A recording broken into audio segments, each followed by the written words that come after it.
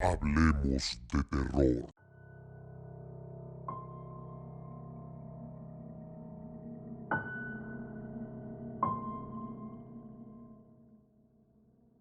En 1888, una serie de horribles crímenes cometidos en el barrio de Whitechapel horrorizaron a los londinenses y a Europa entera.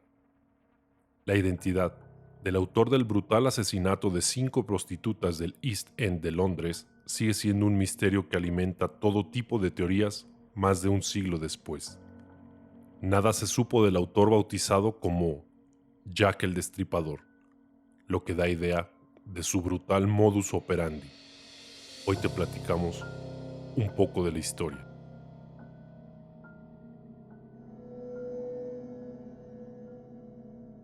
A finales del siglo XIX, Inglaterra es la más poderosa de las naciones de la Tierra y Londres la mayor ciudad del mundo.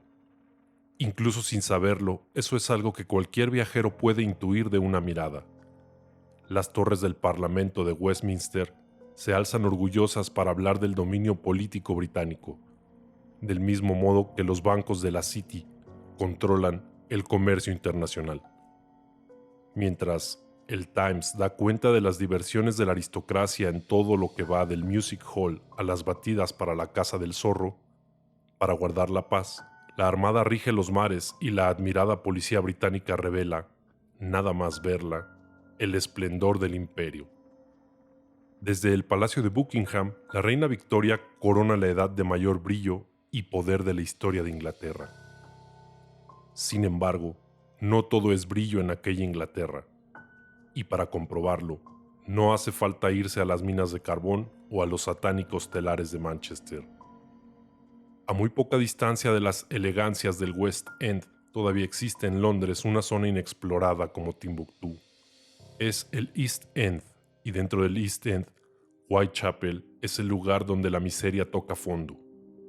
Hablamos de un dédalo de callejas inundadas por las emanaciones malolientes del Támesis, de unos bajos fondos donde las enfermedades, el alcoholismo y la prostitución causan estragos entre sus 80,000 almas, de un barrio cuyas casas hacinadas parecen inclinarse amenazadoramente sobre quien reúne el valor para pasearse sobre su sombra. Whitechapel es el Londres que el resto de Londres no quiere ver. Pero en el otoño de 1888, toda Inglaterra terminaría por volver los ojos a esa barriada de mala nota. Porque Whitechapel iba a ser el siniestro escenario de los crímenes de Jack el Destripador.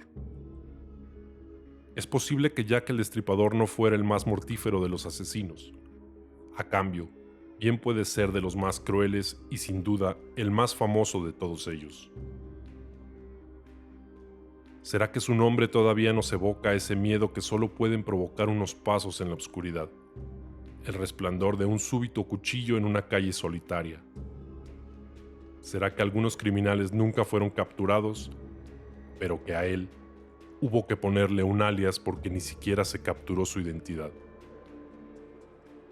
Lo único que se sabe de Jack el Destripador, por obvio que suene, es que mató. Pero ni siquiera hay consenso en torno al número de sus víctimas. No en vano sus asesinatos son tan solo una parte de los 11 crímenes de Whitechapel que tuvieron lugar en la época. Y aun cuando las fuentes oscilen a la hora de dar cuenta de su actividad criminal, los investigadores más reputados limitan a 5 sus víctimas. Se trata de Mary Ann Nichols, Annie Chapman, Elizabeth Stride, Catherine Eddowes y Mary Jane Kelly. Todas ellas prostitutas. Todas ellas abatidas por el alcohol y todas ellas, por desgracia, mucho menos recordadas que su asesino. También se ha acotado temporalmente la actuación del monstruo, de finales de agosto a mediados de noviembre. El destripador asesinó durante apenas 70 días, tal y como iba a escribir el detective Reed, uno de los más sagaces que lo siguieron en el caso. Todos los crímenes se cometieron tras el cierre de los bares.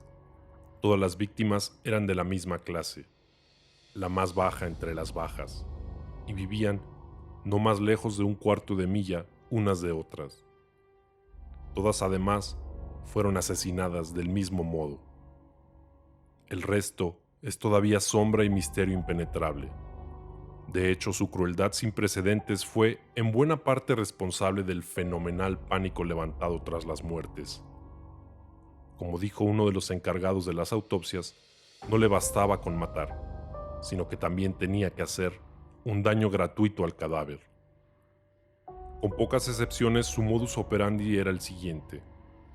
Comenzaba por cortar de un lado a otro la garganta de la víctima, con una cuchillada para, acto seguido, abrir también a cuchilladas su cavidad abdominal. En la mayor parte de los casos pasaba entonces a extirpar sus órganos. En alguno de ellos, además, aprovechó para llevarse un riñón, por ejemplo, a modo de macabro souvenir.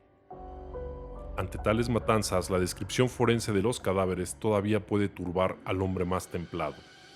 Las vísceras se hallaron en diversas partes, el útero y los riñones bajo la cabeza, el otro pecho junto al pie derecho, el hígado junto a los pies, los intestinos junto a su costado derecho, el corazón faltaba del saco pericárdico. Nunca nadie oyó un solo grito, una petición de socorro, en un barrio donde las gentes vivían literalmente empaquetadas.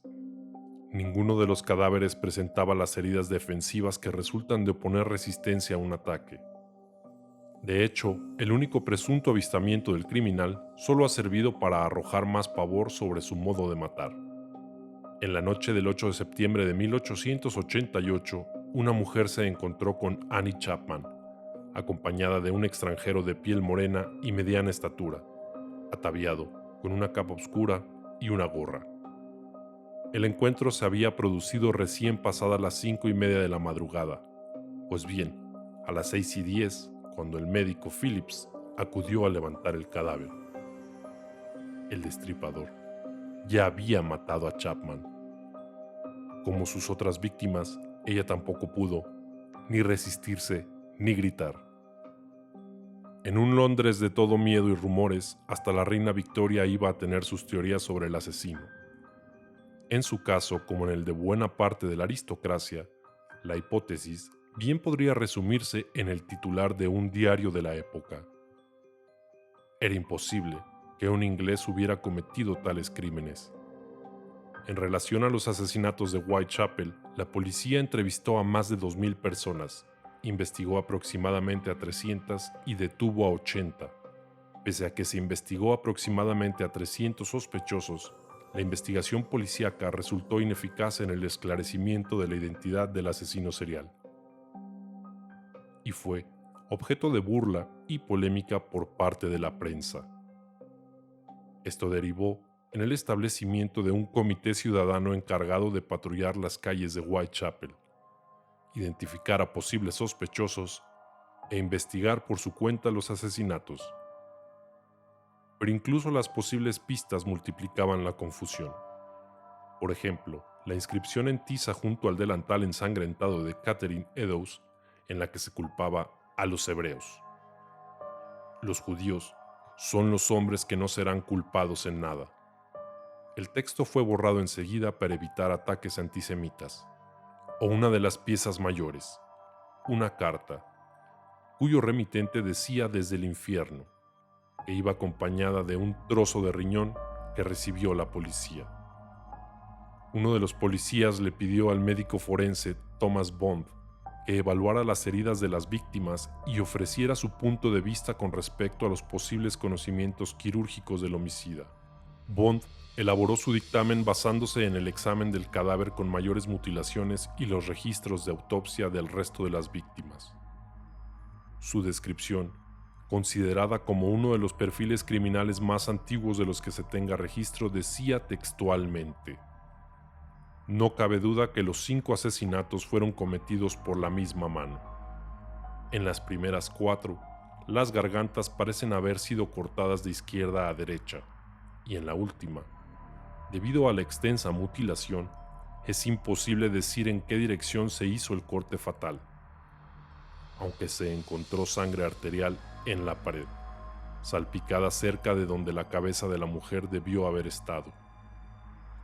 Las circunstancias en torno a los asesinatos me llevan a deducir que las mujeres estaban recostadas al momento de ser asesinadas, y en todos los casos, el homicida cortó primero la garganta. Bond rechazó la idea de que el asesino contara con conocimientos científicos o anatómicos, o el entendimiento técnico de un carnicero, y en cambio argumentó que debía tratarse de un hombre solitario, sujeto a ataques periódicos de manía homicida o erótica, e hipersexual, dado el tipo de mutilaciones. También señaló que el impulso homicida podría haber surgido de alguna condición mental de venganza o melancolía, o una manía religiosa.